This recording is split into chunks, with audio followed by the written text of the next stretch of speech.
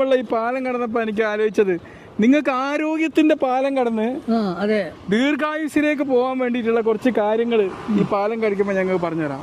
Okay, അപ്പൊ നമ്മള് ഇവിടുന്ന് അങ്ങോട്ട് നടക്കാൻ പോണ എൻഡ് വരെ തീർച്ചയായിട്ടും നമുക്ക് ദീർഘായുസോടെ എത്തണമെങ്കിൽ, നിങ്ങൾക്ക് എന്ന് ചെറുപ്പം നിലനിർത്തണമെങ്കിൽ നിങ്ങൾ ആദ്യം ചെയ്യേണ്ടത് ദിവസം ഒരു 30 മിനിറ്റെങ്കിലും വ്യായാമം ചെയ്യാന്ന്. അപ്പൊ നമ്മൾ എന്ത് ചെയ്യാണ്, ഇതിലെങ്ങനെ നടന്ന് ഈ പുഴ തോടോ തോട്, ഈ തോടിന്റെ എൻഡ് വരെ വെറുതെ പോവാണ്. അപ്പൊ നമുക്ക് അവിടുന്ന് പ്രകൃതി ആസ്വദിക്കാൻ പറ്റും. അപ്പൊ ഈ പ്രകൃതി ആസ്വാദനവും മെന്റൽ ആരോഗ്യവും ശാരീരിക ആരോഗ്യവും ഡെവലപ്പ് ചെയ്യാൻ വേണ്ടിയിട്ടാണത്. അപ്പൊ നമ്മൾ എപ്പോഴും നടക്കാൻ വേണ്ടി സമയം കണ്ടു. ഇവിടെ ഒരു അച്ഛൻ ഇങ്ങനെ നടന്നു പോകുന്നുണ്ട്. വളരെ മനോഹരമായിട്ടുള്ള അനുഭവമാണ്. കണ്ടോ, അവിടെ ഇരിക്കുക. ഇത്രയും നടന്നിട്ടാണ് അവിടെ ഇരിക്കുന്നത്. രസമല്ലേ ഈ പൂക്കളൊക്കെ കാണാനില്ലേ? അടിപൊളി. നിങ്ങളെ വീട്ടിലും.